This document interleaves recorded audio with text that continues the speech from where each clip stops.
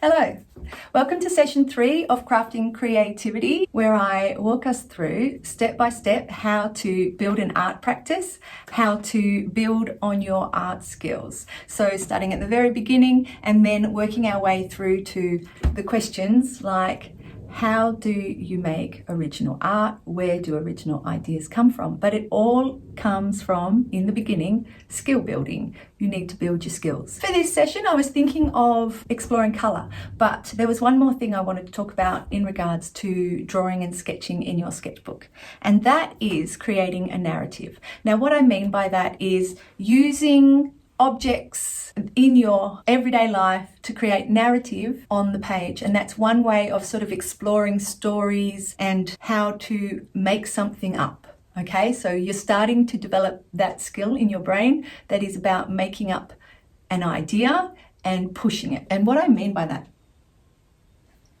power tools. It's after 5 p.m, people. Here's what I mean by that. Here's an example. Now, talking about taking an object from around the house. So I've taken a couple of coffee cups. The system that I've talked about, creating different squares on your page, and then it becomes almost like a comic strip, doesn't it? In this example, I have drawn the cups in different states. So each one is telling a story to them. But okay, so here we go. So we've got in this one, and it's kind of dynamic because we've got one cup sort of in the center and this cup is right on the edge. It's creating this sort of a bit of a tension. This cup is kind of being cut out of the scene. Like, what could that mean? This one's sort of front and center. It's all by itself, quite lonely. It's facing in towards these ones. That could create a bit of a dynamic. And here's another one where one cup is facing this cup that's a bit further away. Okay, so they're creating a bit of a dynamic scene. Down here we have two cups. Their handles are on the outside, which kind of insinuates really that the two cups are turned towards each other. The two people who would be drinking from those cups are facing each other, and it's kind of looks like a harmonious scene of two people maybe in conversation. If you look at this one, there's a narrative. We have this full cup. Let's see if you can see it. You have a full cup sitting there. It's dripping, crying. And here we have the ring of a coffee stain of maybe a cup that was there but has gone. There's a narrative that's being insinuated by where you put things. Maybe something's really far away, something's really close, two things really far apart, two things really close, three objects, two things close, one far away. All of those things create a story. It is up to the viewer to interpret their own interpretation of that story. That's a really fun activity. Another thing you can do with drawing, we can take our little images out of the little squares and just draw on the page. Now there's a little drawing of the water pot in front of me, and obviously the sketchbook with the water pot. That old chestnut. Here's another one of just a little flowery branch. As you can see, I've started to branch out into these ones with, branch out. I've started to paint in a wash on the page before drawing. Okay, that just creates a little bit of interest, a little bit of dynamics. The same with this one. I put a wash down on the page first. I drew my squares, I put a darker wash, and then I drew in. The intention originally was that I would then paint around the cups, but in the end I quite liked the comic strip feel. So like I was saying in our last session, if something is looking good to you and you like it, even though you had a plan to push it further, you can just stop and leave it. But in today's session, talking a little bit about space. So as you can see here in this space, we've got the coffee cup at the foreground and this coffee cup all the way back here. It's like these little coffee cups have had an argument. This guy's going, screw you, I'm going home. That's how I see it. You can, and like I was saying, you can play around with the idea of different objects, different types of objects, how they're sitting together in the picture plane, what's in the foreground, what's in the background. We are overlapping things, we are creating space and distance. These are all things to play with. So for example, let's say there's two objects. One is a book open on a table, let's say. The book is open, maybe it's a bit worn, maybe it's a little bit ripped. a well-loved book, let's say. We can depict that with its, maybe it's got kind of ratty pages. And that echoes up there. Maybe it's all a little bit tattered. And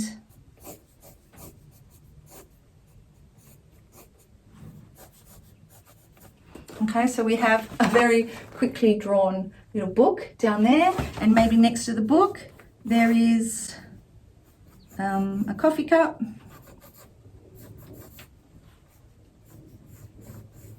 With its handle towards us because we are drinking it.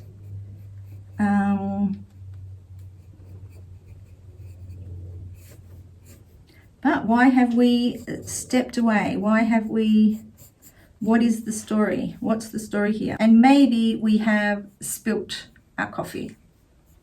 And maybe there's a couple of drops of coffee on our beautiful favorite book.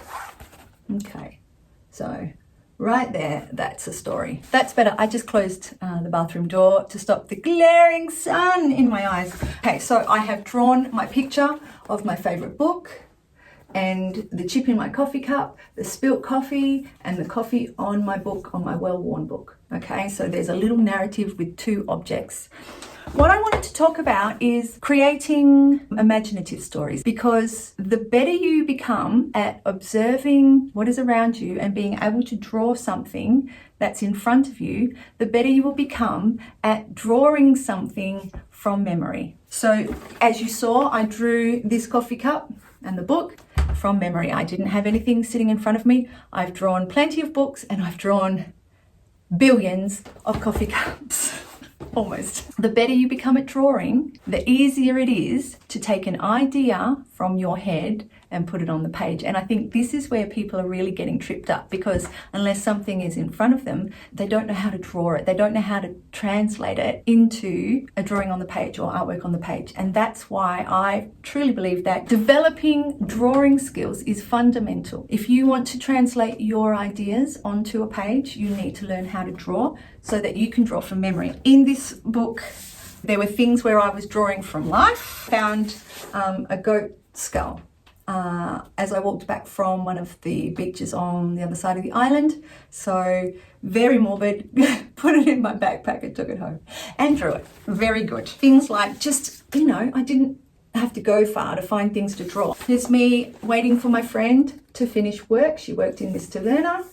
I spent a lot of time sitting in this taverna waiting for her to finish work so we could go do something fun, like go dancing or something. So they're all from life. They also tell a story. This is telling a story of someone who is relaxing, enjoying her time off reading a book. Okay. But you can take your drawing skills, and because in your mind you know how to draw, so you have a thought in your mind. I did this thing where I would be in a circumstance and I would be like the observer of myself. In my mind's eye, I could see myself doing the thing. And I think we've all been able to do that. And that's why, this was the first one. It says reads to hits the Greek islands. And there is this very ironic, petrified looking woman lying on a beach. Now, the irony being she should be relaxed or happy or excited. And here she is, petrified. So it's like this tongue-in-cheek narrative that has begun. This is one of the first drawings that I drew there. I wasn't looking at myself, I was looking at myself in my mind's eye. So this is not what I literally look like, it's a representation of myself. Moving on to this one, which I think I've shown before. There's me, my friend's boyfriend, she was at work always. We would go to the beach and things. So this is me, I'm literally drawing myself, and I've added in all the little details that I could see around me. I've gone out, eaten too much, and there I am, like suffering So it's just a representation. It tells a story. Too much calamari. And when you are confident with your drawing skills, you're able to do that, where you go, it'd be so fun to draw somebody doing this or me doing that. And as you build confidence, being able to just see something in your imagination and draw it down onto the page. So the idea being looking at things in your memory, reading something or hearing something and having it spark some kind of vision or idea, or using objects to create a narrative. All of it is sparked from or supported by your drawing skills.